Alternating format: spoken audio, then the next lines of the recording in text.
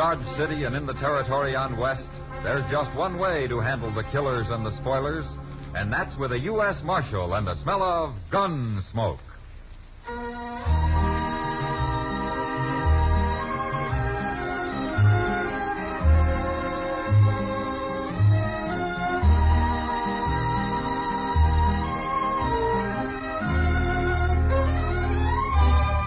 Gunsmoke, starring William Conrad.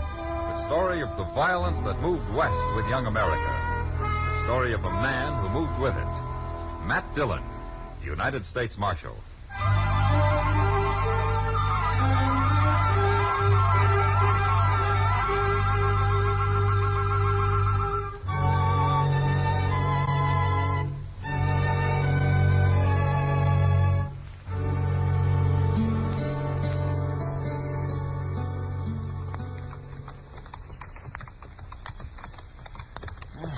I'm that dry I could fair spit cotton, Mr. Dillon. Oh, you can fill up at the Olive Braganza when we get back to Dodge, Chester.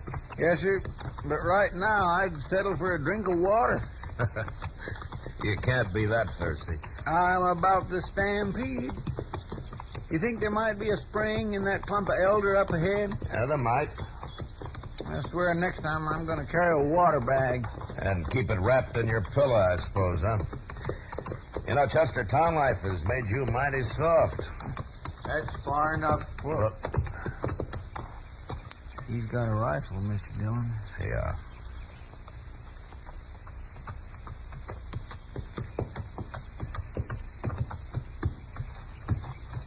Who are you men? We're looking for water. Is there a spring in there? I said, who are you? What's your name? Matt Dillon. And I'm Chester Proudfoot. You don't worry me. And I never heard of no Dillon. Well, then you shouldn't mind if we got a little water. Okay. But you'll have to drop them gun belts first. One at a time. Sorry. You heard me. You can't shoot both of us, mister. Who is it, Harp? One of them's called Dillon. Dillon? From Dodge? You from Dodge? Yeah? That's what he says. Well, bring him in here. He'll help us. He's a U.S. Marshal. A marshal? That's right, Harp. And instead of us standing here about to shoot each other, why don't you tell me why you need help? I'm Joe Harp, Marshal. Okay, Harp. Who's your friend? Harry Speener. I never heard of him either. What's the matter? Has he been shot or something? I busted his leg. Oh. Well, there's a doctor in Dodge. I can't get him there alone. Well, we'll help you. If you'll put that rifle down.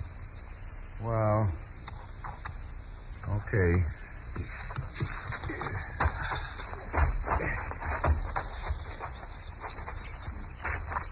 I found him lying out there on the prairie this morning. Horse throwed him and I drug him into the shade here. You mean you're not traveling with him? No, I just stopped to help. Are you really Marshal Dillon? I am. But, I don't remember you. I ain't never been to Dodge. I heard your name, though. You live around here, Speener? No, I've been working in a saloon down in Tascosa. Wanted to change, so I bought me a horse and rode north. But I shouldn't have come alone. I don't know nothing about horses. I hate them. Well, we better get you into Dodge. I suppose you aim to drag me to Dodge. Well, I've been drug as far as I'm gonna be. Why'd you get you out of the sun, Speener? You was mighty rough about it. Why, he saved your life, mister. Why shouldn't he save my life? Well, of all the ungrateful, mean-tempered He's people been I like ever... that all day, but I figure it's because his leg hurts him. Of course it hurts. I busted mine once. I know what it feels like. Poor fella. You want to help get him into Dodge, Harp, or you want to keep going? No, Marshal. I'd kind of like to see Dodge anyway. Okay, then let's get busy.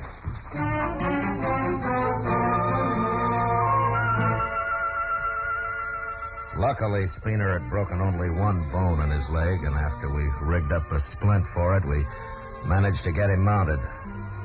It was night before we reached Dodge, but by the time he got there, he was too weak to complain. Anyway, I was more interested in Joe Harp. But all I could find out was that he was a cowboy, drifting aimlessly through the country like so many of his kind. He said he had a little money from his last job, and that's why he'd been so wary of strangers. And he seemed honest enough. As 6 weeks later, he was still in Dodge, gambling some, and making friends with most everybody in town. Doc and I were talking about him one day in the office. You know what he did, Matt, about 3 or 4 weeks ago? What, Doc? Why, he came and offered to pay Speener's bill. He said the poor fellow wouldn't be able to work for some time. As long as he'd saved him, he felt he ought to help take care of him. Well, did you take his money? I did not. Speener can pay me himself. And he'd better get to work soon, too, because he's already walking around without a cane. I take it you don't like Speener much, Doc. Oh, do you? Well, nobody does that I know of. I don't believe he's even thanked Joe Hart for saving his life, man. Well, there, mister. Santa Fe just come in with the mail, Mr. Dillon. Oh, Doc. Hello, Chester. Oh, say, that brown envelope looks official. It is. You want to open it now, Mr. Dillon? Yeah, I better might have my paycheck in it. Here you are. Thanks.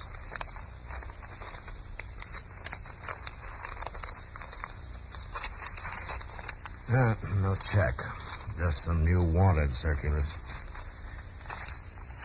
What? What is it? Here, have a look, Chester. Oh, my goodness. Look at that, Doc. Huh? Let me see this. What does it say? Wanted, dead or alive. Reward $500 for bank robbery and murder while escaping. Joseph Harp. Joseph Harp? Age 32, sandy hair, 6 feet tall, blue eyes. That's him, all right. Signed by the sheriff, city of Denver, Colorado Territory. You gonna arrest him, Matt? Can't you pretend you didn't get it or something, Mr. Dillon? You can stay here if you like, Chester. Oh, no, sir. I didn't mean that. All right, then you take the Alafraganza, the Longhorn, and the Oasis. I'll look in this boarding house at the edge of town, then I'll come back to the Texas Trail. Meet me there if you see him first. Yes, sir. All right, get moving.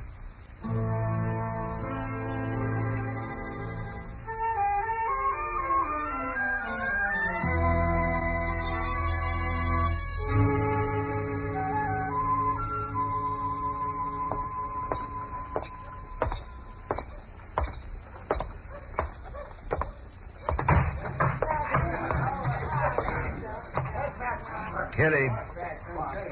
You look like you've been eating cockleburrs, Matt. I don't see Joe Harp around anywhere, Kitty. He left. Why? Has Chester got here yet? No. Is there trouble of some kind, Matt? I'm after Harp, Kitty. How long ago did he leave?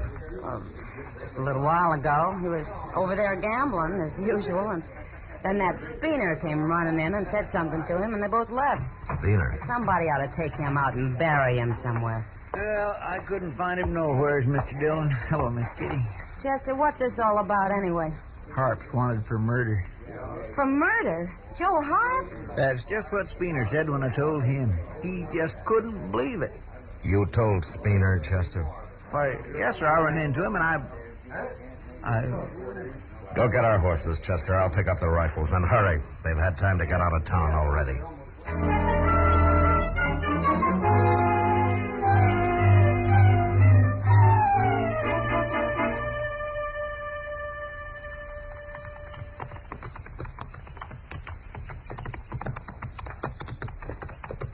Mr. Dillon, What? I guess I just wasn't thinking when I told Speener about Joe Harp. I didn't know he was going to run off and warn him.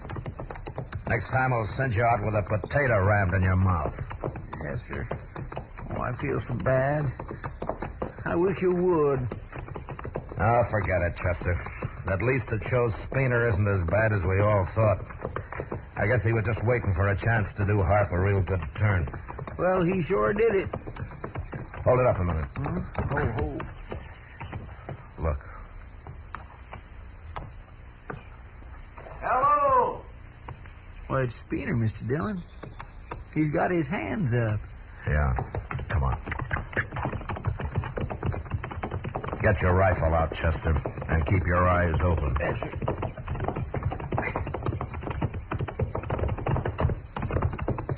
don't shoot, Marshal. I ain't done nothing. Where's Harp? He's in that drawer behind me. Any tricks and you'll die, Spooner. I ain't no outlaw. And Harp ain't gonna pull no tricks neither. You just follow me, Marshal.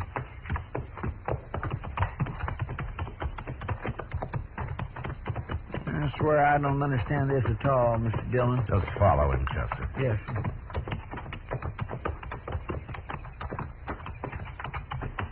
There's his horse. Yeah. And there he is. Well, he's been hurt. He sure has.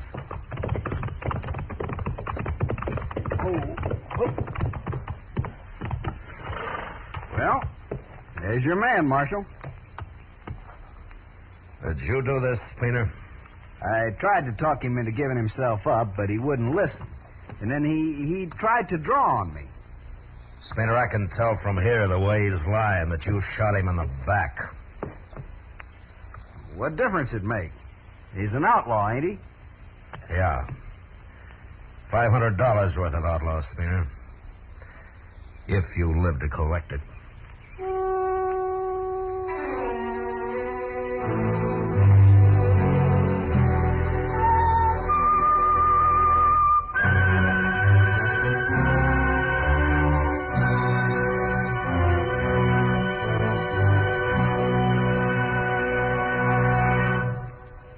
We will return for the second act of Gunsmoke in just a moment. But first, the Red Cross campaign for this year is nearing an end.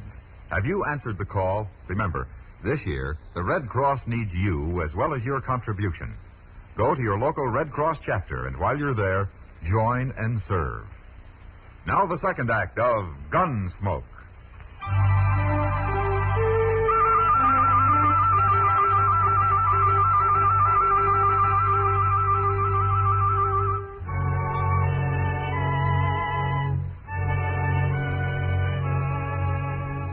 We buried Joe Harp on the prairie where he'd been killed, and then rode back to Dodge. That night, I wrote out a wire to the sheriff in Denver, claiming the reward for Harry Spooner. Then I showed it to Spooner and told him to keep it quiet, and also to stay out of my sight. And he did.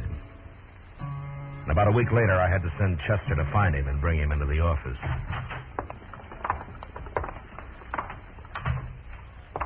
Here he is, Mr. Dillon. Come over here, Spooner. I've been waiting like you said, Marshal. I ain't talked to nobody. I had a wire from Denver this afternoon, Spooner. Everything's all right. The money will be here in another week or so. Oh.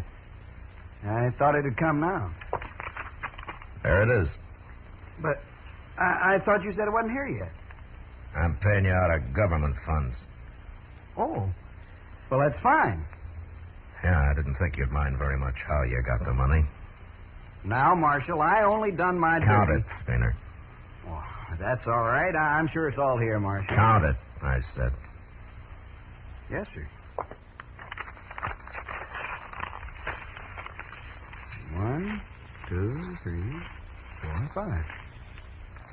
You satisfied? 500, that's right. Spooner, nobody knows about this yet. They think I killed Joe Harp. But before they learn who did and how it was done, I advise you to clear out of Dodge and stay out. Why? I didn't do nothing Tell wrong. me something, Spooner. Is Harp the first man you've killed? Of course he is. Well, there are men around here who've killed 10 or a dozen and think nothing of it. But I won't guarantee how they're going to take to your having killed one man. They can't do nothing about it. It was plumb legal. Yeah. Yeah, it was legal. I earned this money, and before I leave Dodge, I'm going to double it gambling. And there ain't nobody going to stop me. Okay, Spooner. I warned you. I'm going to get rich, Marshal. I'll show 'em. Real rich. Get out of here. I'm going.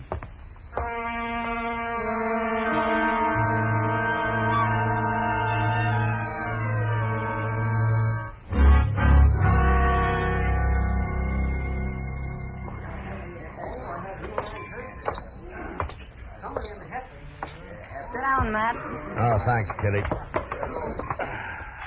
Drink? No, thanks.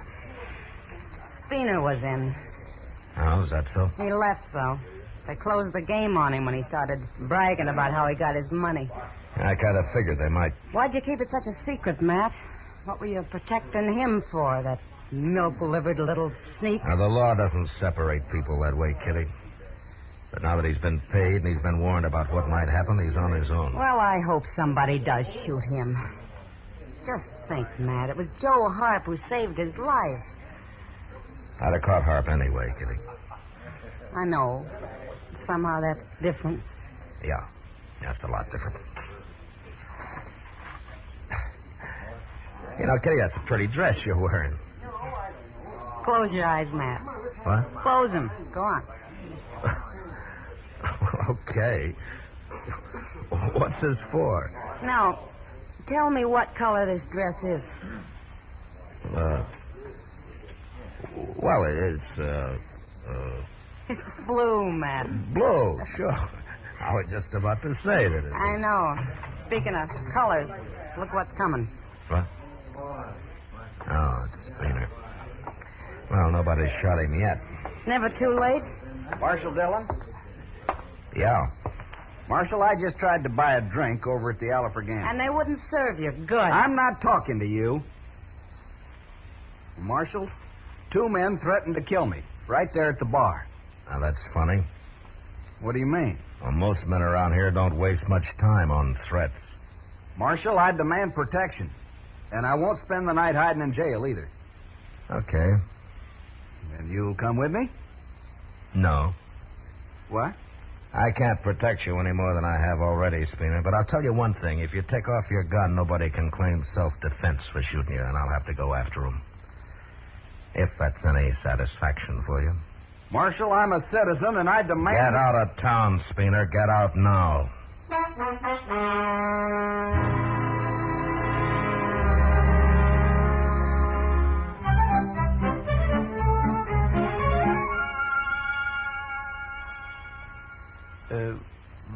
Mr. Dillon, Yeah? could you lend me $1? I went broke last night. Gambling, huh? Yes, sir. All right. Here you are, Chester. Thank you. Hey, wait a minute. You told me you swore off gambling a week ago. You even took an oath. I did. I sure did. Well, then how come you went broke gambling last night? No, sir. I said I went broke, and you said gambling, and I said yes, sir, but I didn't say I was gambling. Chester, keep the dollar. Just go spend it somewhere. Yes, sir, but you don't understand. You see, I've got it all figured out. I swore off gambling, all right, so what I do now is to hire a fella, and I give him the money, then he goes and sits in a game for me, you see. Dillon. Hello, Clay. Marshal, my horse come back. What horse? The one Spooner bought off me when he left town. Well, Spooner's been gone 5 days, Clay. I know. But my horse come back, Marshal. Alone. Saddled? Yes, sir. But it ain't my saddle. It's Spooner's. That means somebody must have caught up with him, Mr. Dillon. All right, we'll start looking for him. I can tell you where to look, Marshal. What? That horse has got red mud all over his legs. And there's only one place I know where he'd get into red mud around here. Now, that watering hole, Granby Springs, huh? That's right, Marshal. Say, do I get to keep the horse now? I don't know, Clay. I'll tell you when I get back.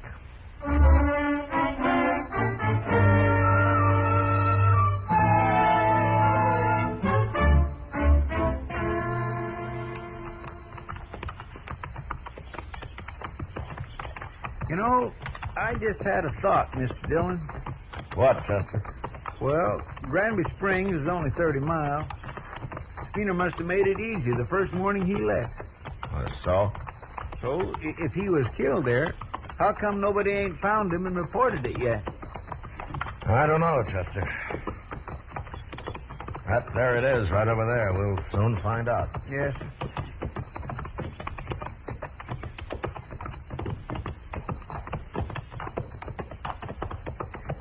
That's him, Mr. Dillon. He sure looks dead. Yeah.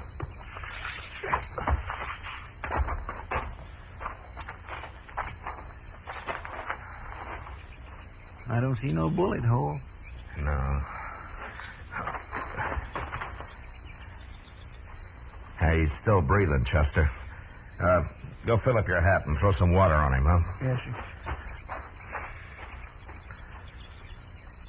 Speener. Hey, Speener. Speener. Can you hear me? Oh, pour a little on his head, Chester. Maybe that'll do it. That enough? Marshal. Yeah. What happened, Speener? Well, what's the matter? What happened? A horse kicked me in the belly. Busted me up inside. I hate horses. Oh, when did this happen? First day. I got off to get me a drink here. I hung on to the reins till yesterday. But I was too weak. Mr. Dillon? What? There's fresh tracks all around here. Not just them made by that horse of his, neither. Sure, there's fresh tracks. Why, 3 or 4 men been by here. 3 or 4 men? They just sat and looked at me, Marshal. They didn't say nothing. Just sat and looked at me, and they rode off. Every one of them. They seen who it was, Mr. Dillon. That's what. Yeah. It's too late now, Marshal. I'm gonna die. We'll try to get you back, Speener. No. It's too...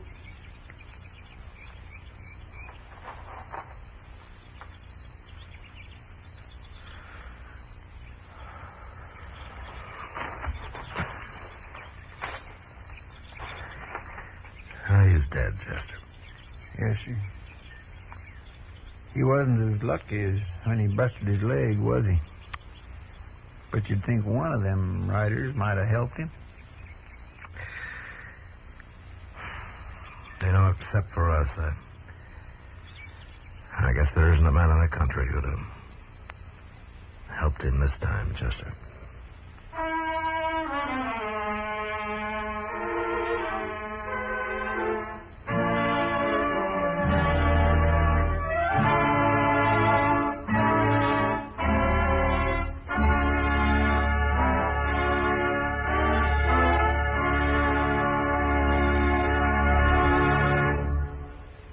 Gunsmoke, under the direction of Norman Macdonnell, stars William Conrad as Matt Dillon, U.S. Marshal. Tonight's story was specially written for Gunsmoke by John Meston, with music composed and conducted by Rex Corey. Featured in the cast were Harry Bartell, James Nusser, and John Daner. Parley Bear as Chester, Howard McNear as Doc, and Georgia Ellis as Kitty. Gunsmoke has been selected by the Armed Forces Radio Service to be heard by our troops overseas. Join us again next week as Matt Dillon, U.S. Marshal, fights to bring law and order out of the wild violence of the West in Gunsmoke.